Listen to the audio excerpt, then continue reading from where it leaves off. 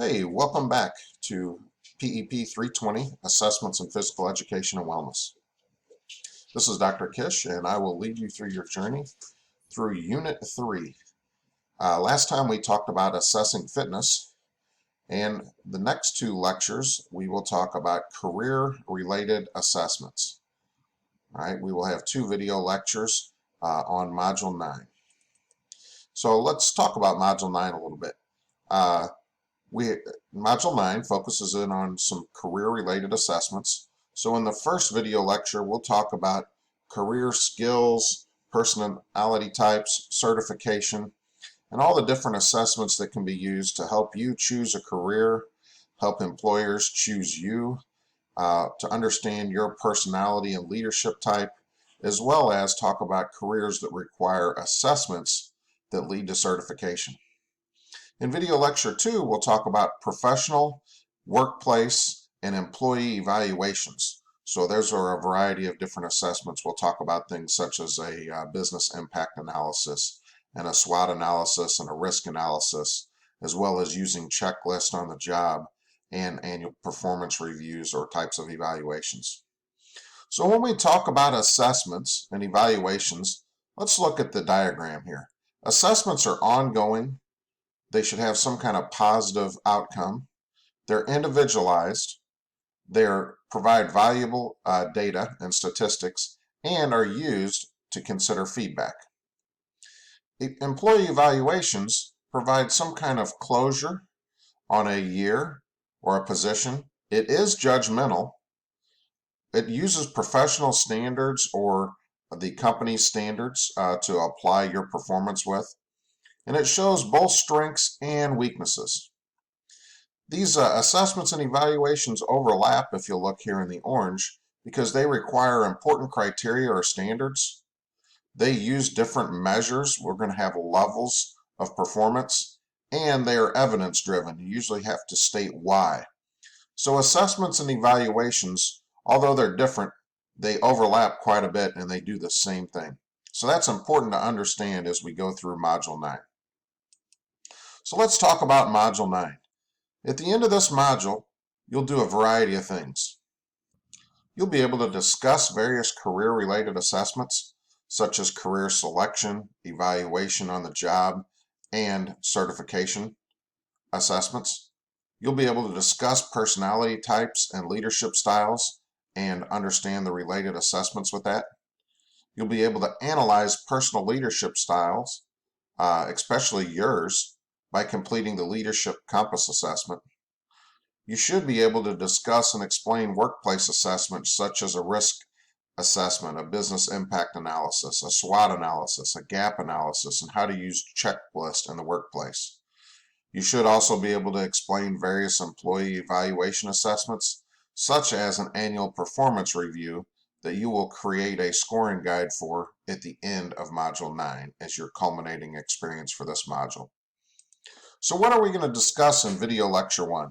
Here are our big ideas. What are career-related assessments? We'll just kind of find out the big idea behind them, why they're important, the different types. We'll talk about types of career-related assessments. Are they used by you to determine your career or the employer to determine if you fit their company's philosophy? Or are they used to choose how you act or are placed into different work groups? Usually that is done through a personality type and a leadership type. So we'll discuss personality types and leadership styles, as well as discussing the Compass assessment. We'll also discuss some careers that require assessments to earn certification or licensure.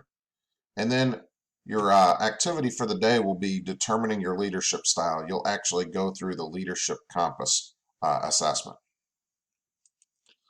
So let's introduce career-related assessments. Career-related assessments are used to help an individual choose a career path based on your personal interest, your personality traits, and your individual leadership styles.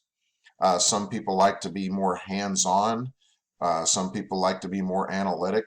It just really depends on your personality on what job you really fit or tend to associate with or choose. How do we do this? It may include various types of surveys or tests. You might have taken some tests in high school, an inventory analysis. It might have given you some input on what careers fit your interest. Usually you take that sometime in your high school age. What does it do? It helps an individual narrow their choices from a variety of infinite possibilities to generally several focus areas. So you should probably, by the time you're a junior or senior in high school, take some classes that really pique your interest and may be aligned with the career you think you want to have when you're in high school. Now, a lot of times people will change their major, change their career. They usually wanted to be something when they were a young kid, changed focus a little bit in elementary, probably due to their environment or their family. And then in high school, it starts to narrow, and a lot of times people will still change throughout college. And even when you enter the career field, you might decide something's not for you and change careers. A lot of people do that. So don't worry if you don't know what you want to do at this time in your life. Really, you just need to take your personality, interest, traits, and leadership styles, and those change over time. We have to remember we evolve as humans. All right. So these assessments are usually taken in high school. You might take them as part of a college entrance exam. Most of you might have taken the My Majors test to choose a major when you came here if you weren't solid on a major choice. And a lot of different companies use it as a part of the pre-employment screening process. You might take some kind of personality trait test or leadership style test as a part of a pre-employment screening process for a company. So what are some types of career skill or skills assessments? All right. First of all, personality test. Everyone has a unique personality. Some people are introverted, some people are extroverted. What does that mean? Some people kind of like to be alone or be in small groups, really don't like to go talk to people that they don't know. That's an introvert. The extroverted personality type is somebody that's the life of the party, everybody's a friend, isn't afraid to talk to strangers, wants to be the class clown, always wants some attention. That's more the extroverted type. A lot of people fall somewhere in between. This is really more of a continuum. The results of personality tests can help a person match their personality with a career. If you're an introverted person, you might not want to be in something like being in a movie or play or an actor where all eyes are on you. You might not want to be in customer service or sales where you have to work with people on a regular basis. You may choose a career that does more of data entry, working possibly as with numbers, working with technology, right? And an extrovert might consider the opposite. So the results of the personality test can really tell you, hey, if this is my personality, these are some of the careers that align with that. Probably the most popular two personality tests are the Myers-Briggs test or the MMPI test, which is the Minnesota Multiphasic Personality Inventory. So these two tests are common personality assessments. Another type of skills assessment is an interest inventory. In an interest inventory, the assessments are looking more just at your interest. They're more, but these interests are important in your career choice. So the assessment tries to inventory and show you different levels of interest in different concepts or choices. If you don't do well in some of these, will lead you to understanding where you need to go with your career. If you don't do well in science courses, if you're a kinesiology major, it might not be for you because kinesiology focuses on the science of body movements.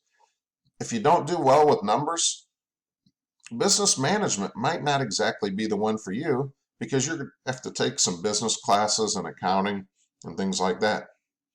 All right. If you're not somebody that really likes to work with people and understands different personalities and has a calming area, the sport wellness degree in health promotions may not be right up your alley. On the flip side, if you do well in science courses, and you like to understand how the body works, kinesiology could be the major for you. So when you take interest inventories, it just gives you a deeper look into kind of what you might already know about yourself.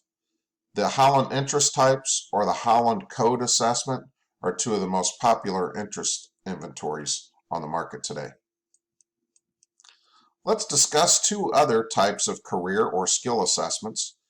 First of all, a skill assessment, right? This really determines if you have the skills for a specific career. A lot of times employers use this as the pre-employment screening.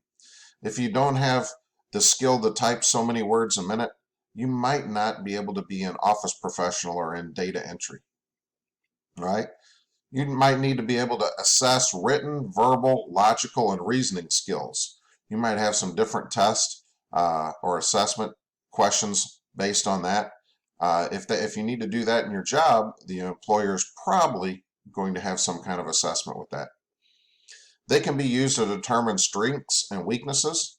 If a person's personality and interests line up with the career, but their skills don't necessarily line up with the career when you take a skills assessment, that can lead to a plan to either obtain those skills or possibly prepare for a different career.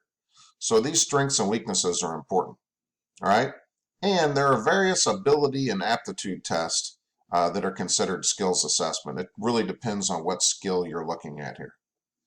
Another important assessment is a values inventory or a values assessment. This really reveals what's important to you. It tries to determine your values, right? You might have a series of different questions that ask you the same thing in different ways, and it's really trying to determine if that's your value or if you're just stating that because you think it'll help you get the job, all right? A values assessment details what's important to you and how you might actually do the work. Is it important to have structure in your job? Do you like having rules? Or do you like autonomy? Autonomy leads to decision making, and sometimes people don't like to make decisions because they could be held accountable. So some people like to have a manager that provides them with structure, and some people like to be really more free form or autonomous. So this really details how you do the work. It also might detail what you value and why you do the work. Is it because of recognition? Is it because of the way you feel about doing the job? Are you intrinsically motivated because you help people do things? Or is it because of the pay? Do you value the money involved in the job? Right? So a values inventory or assessment might determine or help you decide if you like helping people or are you more task oriented, right? These values lead to the type of careers you might be interested in. Another important assessment leads to career planning as well as some pre-employment screening is personality types. These are also important on the job after you have people hired to determine how you might want to divide out work groups or who do you want to possibly take on a leadership role. So personality is a combination of traits that make a person who they are. Psychiatrist Carl Jung divided personality traits into these 4 different dichotomies. All right, and we'll look a little bit at the Myers-Briggs test here in a minute. So Carl Jung, basically the Myers-Briggs test was based on Carl Jung's research in these 4 dichotomies. So it tests extroversion versus introversion. Do you like to be with people or do you like to kind of be alone? All right. It looks at sensing and intuition. All right. Can you feel things coming on? Do you see things or are you a planner? All right. Do you just know something might go wrong over here and you're able to head it off before it happens? It goes with thinking and feeling. All right. How do you think? How do you feel about things? Do you let your emotions help you make decisions? All right. Another thing is judging and perceiving. All right. How do you judge things? How do you perceive things? How do you see things? Really, what are your ethics? All right. These are all important things when we're discussing personality types. And these 4 dichotomies really help explain how these personality traits come into the way a person acts or even should be used in selecting a career. These personality assessments are commonly used, again, in pre-employment screening and may be used by an organization to determine teams or groups or even leaders within an organization. All right, the Myers-Briggs Type Indicator instrument is one of the common personality type tests or assessments used in the workplace and for people even before they get in the career field. So we're going to watch a short video, and it discusses the Myers-Briggs assessment as well as how results could possibly be used in the workplace. So I'm going to pull up this video.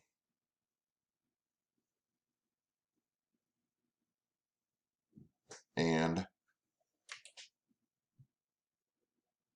we will play it.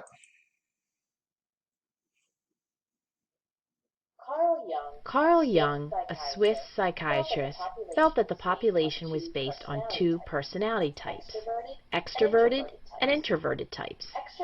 Extroversion is a preference indicating an individual is energized by interaction with other people. Introversion is a preference indicating an individual is energized by time alone. Jung also discovered two types of perceiving, sensing and intuition, and two types of judgment, thinking and feeling. Perceiving is how we accumulate information, and judgment is how we make decisions. His theory is the main idea of the Myers-Briggs Type Indicator Instrument, the MBTI. It is used in the business world for career counseling, developing management styles, team building, and conflict management. The MBTI helps explain individual differences and can aid businesses in developing and shaping their employees. Buzz Sugar Candy is changing their corporate structure to a team environment. Each team will have one employee from each department of engineering, finance, accounting, marketing, and design. The human resource manager would like to develop teams that have similar personality traits as to make the employees work together in an effective manner. Each employee has been asked to take the MBTI test, which has 4 scales with 2 possible choices for each scale. The mix of these preferences determines an employee's psychological type. The human resource manager can create the best teams by understanding the different scales. The scales are extroversion, introversion. This scale result shows if the employee gets their energy from interacting.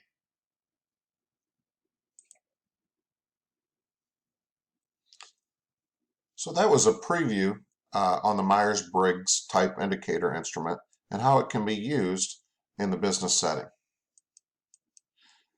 So let's move on to another type of assessment, which is I've actually used both as an employee as in a leader to determine your leadership style. All right, this is the Leadership Compass Assessment. So the Leadership Compass is an assessment to determine a person's leadership style. It can help us not only determine our own leadership style and what goes into that, it helps provide an understanding of other leadership styles. By understanding our own major leadership style, we can reflect on our own style, identify for areas of growth under other leadership styles, as well as determine how we can work with people with other leadership styles. Sometimes when you're in a team, that becomes frustrating, other leadership styles. So it's important to understand when we get into this, are you a north leader, a south leader, an east leader, or a west leader? All right. This Leadership Compass assessment provides information to use when developing leaders, as well as selecting work teams or groups within an organization. Sometimes it's critical to have similar leadership styles or personality traits on a work team. It helps things be more fluid and things to get done quicker. But other times it's important to have different styles within a team in order to stay balanced and make decisions that have some kind of balance about them. So it really determines on what your task is on how you're going to determine your work team. But the first step is to understand everybody's leadership style if you're kind of the overall leader. So what are we going to do today? We're going to find our leadership style by completing the Leadership Compass Assessment. So your assignment is go to the Module 9 document page and download the Leadership Compass Assessment document. All right, the whole assessment I put into one document. All right, so you need to go through and complete the Leadership Compass self-study and self-assessment activity, complete the whole Leadership Compass activity, and then come back and you're going to answer 5 questions based on your results. Here's your 5 questions. First of all, list 6 goals of the Leadership Compass self-assessment. That is in the document. Number 2, list your score for each approach or style. List north and how many points you got, east how many points, south how many points, west how many points. And then list your dominant style of leadership. This is this direction that you scored the highest. If there was a tie, you need to just choose one based on, when you go back and look at it, how strongly you feel. So the next thing we need to do is understand our own leadership style. So once you determine which one you score the highest, whether it's north, east, south, or west, list 3 advantages of your dominant leadership style. And that information is in the activity. So you'll list 3 advantages of that type of leader. Now, every leadership style has some disadvantages too. So you need to list 3 disadvantages or areas you could consider for personal growth when you're developing as an overall leader. All right, so first thing you do, remember, download the Leadership Compass Assessment document from the Module 9 document page. Complete the self-assessment, then answer these 5 questions. Post your 5 questions to Canvas by the deadline. So, before we wrap up today, let's talk about certifications. A lot of different careers require certifications. Think of anything you might need a license or a certificate to be hired. Some of the simple ones are different jobs require a different category of driver's license. You may have to have a chauffeur's license or a CDL or even just a driver's license to have the job. You might have to have a certificate of training or education. That could be your bachelor's degree. If you're going to be a teacher, that could be passing the content area for your specific area of teaching. So physical education would take the MOCA, or the content area assessment on physical education. You have to pass that, turn that in with a lot of different things, that assessment with a variety of different things to obtain your teaching license from the state of Missouri. And then you have to do things to be able to keep that. You might just do a training. If you want to be a coach, you might have to do a first aid or CPR class and get your certificate of completion. You might also have a career-related assessment. So think of any career that requires you to be certified or licensed. All right? Lawyers have to pass the bar exam. Doctors have to pass a certification to be able to practice medicine. A variety of things in the medical field require specialized certification. So anything that requires a license or a certification usually has to go through some kind of assessment. All right? So here are some different types of certification assessments associated with the health and wellness and physical education area. So teachers in the state of Missouri, to get into your educator prep program, also known as the EPP, you have to take an entry-level assessment, which in Missouri is the MOGIA, which is the Missouri General Educators Assessment. You might be able to forego that test if you have a high enough score on the ACT. Another test you'll have to take is the MOCA, or the Missouri Content Area Exam, which is also called the MEGA test. And if you're in different states, you might take the Praxis exam, which is more of a national type exam to earn your teaching certificate. All right, there are a bunch of different things that are required to earn your certificate, but these are the major assessments that go along with it. The athletic trainers. To be an athletic trainer, now you have to have not only a bachelor's degree, you have to have a master's degree in associated field of athletic training, right? And then you have to take the National Athletic Trainers Association, BOC, or Board of Certification exam and pass that with a passing score to be able to get your certificate, all right? If you want to be a physical therapist, there's the National American Physical Therapist Association exam. You have to pass that with a passing score as well as have various aligned degrees along with that. If you want to be an athletic coach in Missouri, to work at the high school level, you're going to have first aid and CPR, all right? And then you're going to have to take a concussion test and then a specific sports rules test, as well as anything else your school requires you to take. A lot of times they'll have you do some videos to get certificates for privacy, health and safety, being able to keep your athletes safe online in the school system, as well as some school rules. So athletic coaches at different areas are going to have to take different tests based on your level and your specific organization or school. If you want to be in strength training and conditioning, there are different exams you can take. Some of them require specific degrees. Other ones just require you to go through their certification training, which might be some professional development or online courses. The NSCA is the National Strength and Conditioning Association. The NASM is the National Academy of Sports Medicine, and the ISSM is the International Sports Science Association.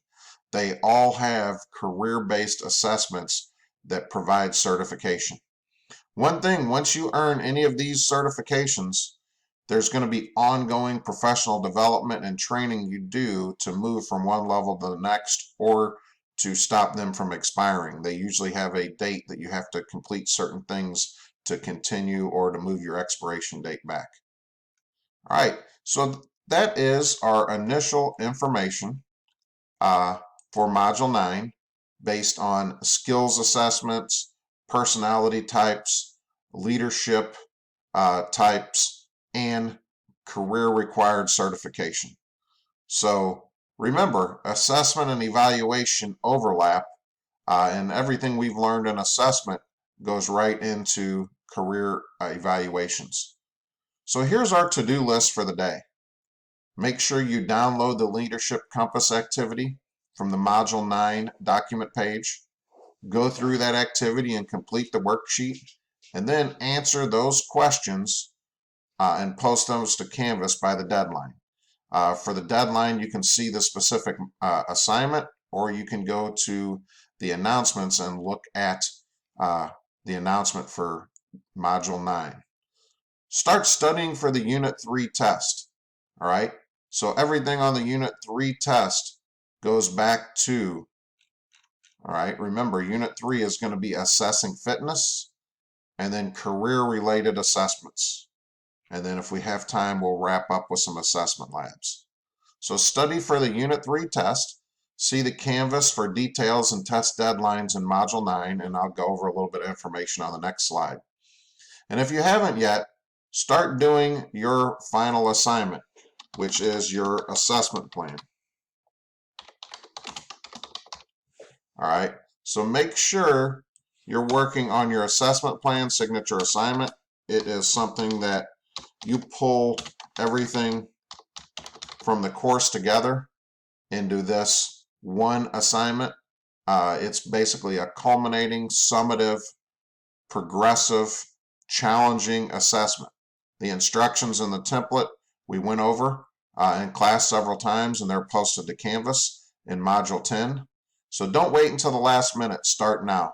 If you haven't started yet, you really need to get going on this. Like I said, it's a challenging activity that takes a couple hours to complete and requires you to go back and either look at your notes from your portfolio or some past assignments. So you're going to post to Canvas in Module 10 and all the rest of the information is in Module 10.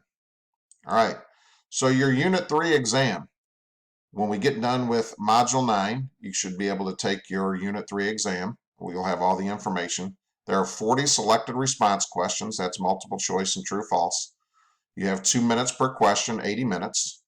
What's covered? Assessing fitness in Module 8, and then Module 9, professional and career-related assessments. Remember, there are safeguards. The test is timed. There's no backtracking. Once you answer a question, it's locked. This is an independent assessment, so it's not phone a friend. You need to work on it individually. All right, and then see Canvas for the test open and close or deadline dates. That's listed on not only the exam that's in Canvas as well as your information page for Module 9. All right, if you have any questions, let me know. Otherwise, this is going to wrap up the video lecture number 1 for Module 9. And we'll see you again next time in the video lecture for Module 9, the video lecture number 2, which will be posted as well. You might want to just go on and roll right into that one as soon as you finish your Leadership Compass assessment. Have a great day. If you have any questions, don't hesitate to shoot me an email. I can answer the questions there or in a video conference. Thanks.